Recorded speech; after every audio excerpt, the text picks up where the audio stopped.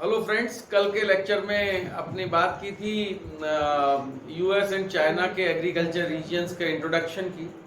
आज मैं यूएस के जो रीजन्स हैं इनको एलोबरेट करना चाह रहा हूँ और आपको ये बताना चाह रहा हूँ कि यूएस को कितने पार्ट में डिवाइड किया गया है on behalf of agricultural regions और किस एरिया में क्या प्रोड्यूस किया जाता है। हम जैसा सभी जानते हैं कि मॉडर्न पीरियड में डे टू डे लाइफ में हम देखते हैं कि जितना भी साइंटिफिक और टेक्निकल जो डेवलपमेंट हुआ है उसमें सबसे ज़्यादा जो रोल है वो यूएस का ही है। आज यूएस अपने हर फील्ड में सबसे ज़्यादा जो है आगे है, ख़ास तौर से साइंस एंड टेक्नोलॉजी में। तो 1926 टू 1933 तक बेकर ने वहाँ के जो एग्रीकल्चर रीजन्स थे उनको डिमार्केशन करने का एफर्ट किया था और उसमें उन्होंने जो है यूएस को 11 एग्रीकल्चर रीजन्स में डिवाइड किया था, namely humid sub tropical, cotton belt, middle Atlantic, truck farming, corn and winter wheat belt, corn belt, hard winter wheat और spring wheat, commercial dairy and hay, grazing land, Columbian जो plateau है और इसके बाद जो Pacific सब tropical areas हैं इनको किया। इसके बाद बहुत सारे जोग्राफर्स ने अलग अलग एक इसका दिया था, बट एक सिंपल अगर वे में हम बात करें तो यूएस को हम 6 मेजर कैटेगरी में रीजन्स में डिवाइड कर सकते हैं और उसमें बेसिकली जो हम उसको देखते हैं वो सबसे पहला आता है वीट बेल्ट, कि वीट को किस प्रकार हम ले सकते हैं। तो यूएस में वीट बेल्ट का अपना एक इम्पॉर्टेंट रोल भी है। सेकेंडली हम इसको देखते हैं कॉर्न बेल्ट के फॉर्म में, तो first one wheat belt, second corn belt, third one cotton belt और fourth one tobacco belt and fifth one commercial dairy. अगर यूएस को हम नॉर्थ टू साउथ देखेंगे तो ये बेल्ट्स हमको क्लियर कट नज़र आता है। इसके अलावा बहुत सारे जो दूसरे रीजन्स हैं उनको भी हम देख सकते हैं।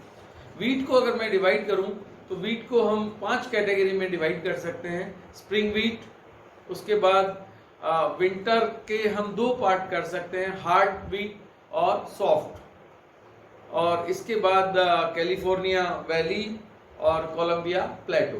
तो ये जो वीट है ये 5 एरियाज में इसको हम डिवाइड कर रहे हैं और 5 रीजन्स में प्रोड्यूस किया जाता है। इसके बाद अगर हम देखते हैं तो जो नेक्स्ट बेल्ट आता है दैट इज कॉटन बेल्ट, और कॉटन जो है वर्ल्ड का सबसे डेवलप्ड मोस्ट फर्टाइल जो बेल्ट है वर्ल्ड का वो ये है, जो इसके सेंट्रल वेस्टर्न और जो ग्रेट लेक्स रीजन है इसके साउथ में फैला हुआ इलाका है।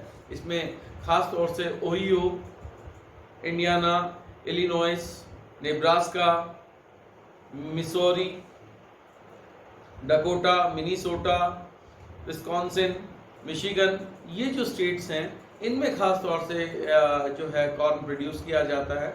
और इस बेल्ट की अगर मैं कॉर्न बेल्ट की अगर लेंथ की बात करूं वेस्ट टू ईस्ट तो it is around 40-50 kilometre and अगर इसकी चौड़ाई की बात करूं तो मोर देन 250 किलोमीटर जो है ये चौड़ा है और ये बेसिकली रेक्टेंगल शेप में है। सैटेलाइट इमेज में ये क्लियर कट नज़र भी आता है और इसका जो बेसिक एम है वो है कि यहाँ जो कॉर्न प्रोड्यूस किया जाता है वो बेसिकली पोक इंडस्ट्री के लिए किया जाता है। यहाँ सुअर जो पालन किया जाता है वो यहाँ के मक्का के ऊपर ही डिपेंड करता है। और जो है बेकर ने इसके बारे में कहा है कि the heart of American agriculture and the most important agricultural region in the world for its size. ये जो विश्व में इतना बड़ा क्षेत्र है मक्का उत्पादन के लिए कहीं भी नहीं मिलता है और यहाँ जो कॉर्न के प्रोड्यूस करने के लिए जो है आइडियल कंडीशंस अवेलेबल हैं। टेम्परेचर, रेनफॉल जो है वो आइडियल है और ख़ास तौर से 120 to 160 डेज में जो है ये पूरी की पूरी क्रॉप प्रिपेयर हो जाती है। ये यूएस इकोनॉमी में अपना एक बहुत बड़ा रोल रखता है और ख़ास तौर से अगर हम देखें तो दुनिया भर में यूएस अपने पोक एक्सपोर्ट के लिए जाना जाता है। जो बेसिकली इसी के ऊपर है। और इसके बाद अगर हम दूसरा देखें रीजन, तो वो आता है कॉटन बेल्ट के फॉर्म में। कॉटन बेल्ट जो है वो यहाँ पर डिकेन ने इसके बारे में कहा है कि for more than a century most of the world cotton has been produced in southern United States known as usually the south. पहले यूएस जब बस रहा था, यूएस में यूरोपियन पॉपुलेशन गई थी और जब यहाँ कॉटन का प्रोडक्शन शुरू हुआ था तो स्टार्टिंग में ये नॉर्थ ईस्ट की तरफ था, लेकिन बाद में ये साउथ की तरफ शिफ्ट हो गया। और उसका जो बेसिक कॉज था वो था वहाँ की क्लाइमेट, जिसके कारण ये मैक्सिको की जो गल्फ ऑफ मैक्सिको या मैक्सिको की जो खाड़ी है उसके अपर पार्ट में जो है ये लोकेटेड है। और इधर जो है अटलांटिक ओशन तक इसका प्रोडक्शन मिलता है। ये खास तौर से अपने लॉन्ग थ्रेड के लिए भी जाना जाता है। The cotton belt is no longer a land of plantation and tropical agriculture, it present rather a transition between the plantation of the वेलम days and the small tropical from on the one land.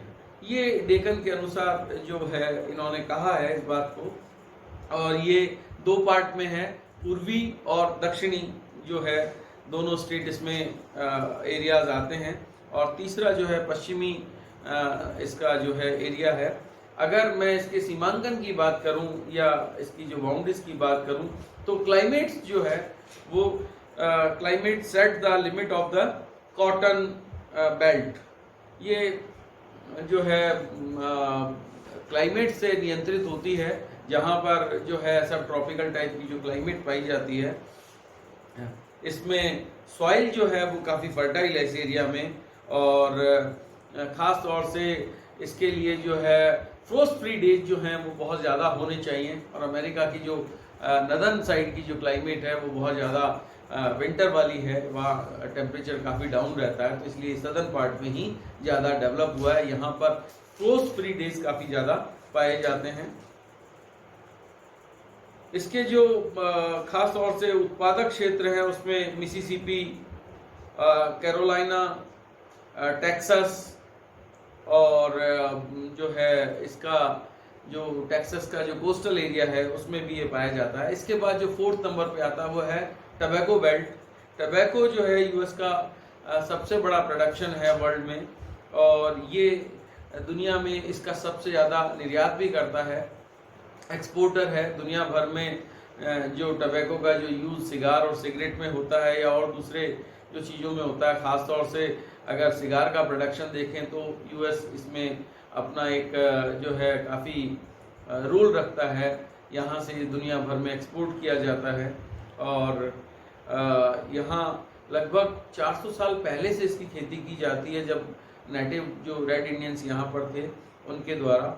और ये Virginia और Carolina जो दो states हैं, ये इस reason में जो है काफ़ी ज़्यादा प्रोड्यूस किया जाता है। और दुनिया भर में जो टबैको की जो क्वालिटी है वो वर्जीनिया टबैको के नाम से फेम है, और ये दुनिया का सबसे बेस्ट क्वालिटी ऑफ टबैको यहाँ प्रोड्यूस करता है। केंटुकी, टेनेसी जो रीजन है यहाँ भी काफ़ी ज़्यादा और ये प्रोड्यूस किया जाता है। इसके बाद आता है कमर्शियल डेयरी, और ये व्यापारिक जो डेयरी उद्योग है ये खास तौर से अगर हम देखें तो जो अमेरिका का जो महान झील प्रदेश है इसके दक्षिणी में स्थित है। यहाँ पर घास काफ़ी ज़्यादा उगाई जाती है या उगती है, तो इसके कारण भी जो है यहाँ पर कॉमर्शियल या व्यापारिक रूप से जो है पशुओं को पाला जाता है, उनके लिए जो है काफ़ी फैसिलिटी जो है डेवलप की जाती है। लगभग 5 लाख से ज़्यादा डेयरी फार्म इस एरिया में जो है डेवलप्ड है, और जिनका साइज 40 to 80 हेक्टेयर के बीच में आता है। यहाँ ज़्यादातर जो है हॉलिस्टीन टाइप की गायें हैं, जिनका मिल्किंग कैपेसिटी 40 लीटर्स तक इन अ डे होता है। ये जो है ख़ास तौर से एक इंडस्ट्रियल रीजन भी है, और एग्रीकल्चर की दृष्टि से हम देखें तो ये एक फर्टाइल रीजन है, जिसके कारण यहाँ डेयरी डेवलप हुई है। और तीसरा कि ये ईस्टर्न साइड जहाँ यूएस का मैक्सिमम पॉपुलेशन डेंसिटी है वहाँ से नज़दीक है, और इसका जो है लैंड यूज जो है अच्छे से किसके लिए हो सकता है, वो मिल्किंग प्रोडक्शन के लिए, मिल्क प्रोडक्शन के लिए हो सकता है। इसके कारण ही यूएस का जो ग्रेट लेक्स का साउथ पार्ट है जो अनडेवलप्ड है यहाँ पर, इसके कारण जो है इसमें कमर्शियल डेयरी को डेवलप किया गया है, और ये दुनिया का एक बहुत बड़ा मिल्क प्रोडक्शन वाला एरिया बन गया है जहाँ पर कॉमर्शियल पर्पस से जो है मिल्किंग की जाती है। और इसके अलावा अगर हम देखें तो जो ईस्टर्न कोस्टल बेल्ट है ये खास तौर से सदर्न अटलांटिक कोस्ट पर ये ट्रक फार्मिंग के लिए एरिया जाना जाता है, जिसको हम हॉर्टिकल्चर में लेते हैं। और ये जो हॉर्टिकल्चर का जो रीजन है ये खास तौर से वेजिटेबल और फ्लावर प्रोडक्शन के लिए, जहाँ फ्लावर्स और वेजिटेबल्स का काफ़ी ज़्यादा प्रोडक्शन होता है, जो यूएस के बड़े जो सिटीज़ हैं, मेट्रोज हैं या मेट्रोपोलिस हैं, उनमें एक्सपोर्ट किया जाता है या उनमें पहुंचाया जाता है। और उसके पीछे जो लॉजिक है वो एक ही है, यहाँ की साइंस एंड टेक्नोलॉजी, क्योंकि यहाँ पर जो व्हीकल्स जो डेवलप हो रहे हैं उनका रेफ्रिजरेशन सिस्टम इतना स्ट्रांग है कि चीज़ें एकदम फ्रेश रहती हैं। और दूसरा जो स्टेट हाईवेज डेवलप किए गए हैं उनसे जो डिस्टेंस है वो काफ़ी होने के बावजूद भी टाइम काफ़ी कम हो जाता है। तो इस प्रकार जो है ये और अगर हम इसको ईस्टर्न पार्ट को देखें अपलेशियन हाईलैंड को, तो यहाँ पर अपलेशियन हाईलैंड में जो है इसके अंदर फ्रूट गार्डनिंग काफ़ी ज़्यादा की जाती है, खासतौर से एप्पल गार्डनिंग का जो क्षेत्र है ये ईस्टर्न साइड है।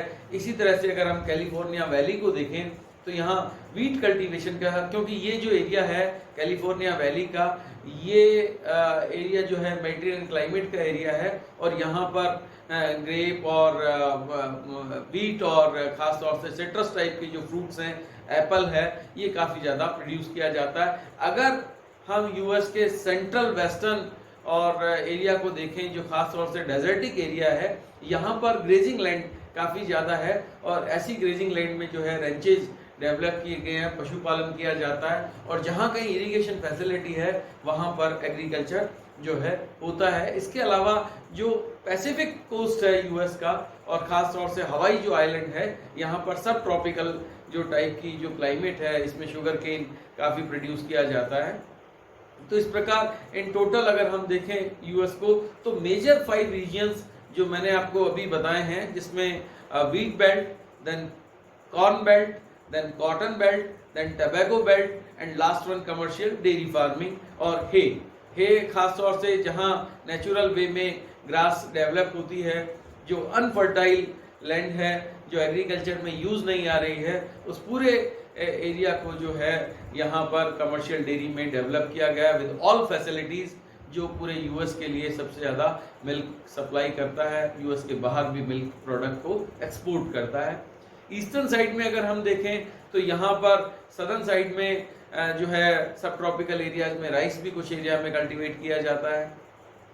अगर फ्लोरिडा रीजन को हम देखें तो उसमें, और मैक्सिको के गल्फ ऑफ मैक्सिको के अपर साइड में अगर हम देखें तो यहाँ पर जो है कॉटन के लिए काफ़ी अच्छी, जो मैं आपको बता ही चुका हूँ जिन जिन स्टेट में कॉटन प्रोड्यूस होता है वहाँ पर काफ़ी अच्छी क्लाइमेट है। यहाँ ज़्यादातर जो एरिया है वो फ्रोस्ट फ्री डेज का है, जहाँ पाला रहित दिनों की संख्या होती है, और यहाँ पर सनशाइन भी काफ़ी अच्छी मिलती है, जिसके कारण जो है लॉन्ग थ्रेड कॉटन का जो अमेरिकन थ्रेड जिसको कहते हैं वो काफ़ी अच्छे से डेवलप हो पाता है।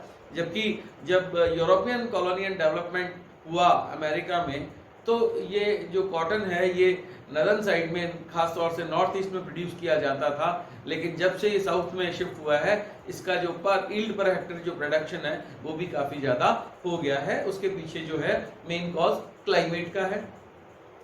वेस्टर्न साइड की अगर मैं बात करूं तो वेस्टर्न साइड में जो एक एरिया जो खास तौर से स्प्रिंग व्हीट का मैंने आपको बताया, और उसके अलावा जो प्रेरीज कोलंबिया जो प्लेटो है और उसके आसपास का जो एरिया है, तो व्हीट की जो पांचों एरियाज मैंने आपको बताया, जिसमें स्प्रिंग व्हीट, विंटर का हार्ड और सॉफ्ट व्हीट और इसके अलावा कोलंबिया और कैलिफोर्निया, ये सारे के सारे जो है इसके वेस्टर्न साइड में डेवलप किए जाते हैं। और फ्रूट गार्डनिंग है। सेंट्रल जो एरिड रीजन है इसका खास तौर से, जहाँ पर डेजर्टिक एरिया है, नेवादा और दूसरे जो एरियाज़ हैं, यहाँ पर ग्रेजिंग लैंड का काफ़ी, जिसमें कोलोराडो जो स्टेट है इसका, वो काफ़ी ज़्यादा इसमें रखता है अपना रोल। तो इस प्रकार से ये आज जो मैंने आपको डिस्कस किया, ये यूएस के एग्रीकल्चर रीजन्स थे, और मैं समझता हूँ कि इसमें ज़्यादातर रीजन में जो एग्रीकल्चर प्रोड्यूस हो रहा है, जो क्रॉप प्रोड्यूस हो रही हैं, वो मॉडर्न साइंटिफिक वे में की जा रही हैं, और यूएस का जो बेसिक एम है वो अपने प्रोडक्ट को मार्केट के लिए प्रोड्यूस करना है। तो आपको अच्छे से समझ में आ गया होगा। Thanks to all.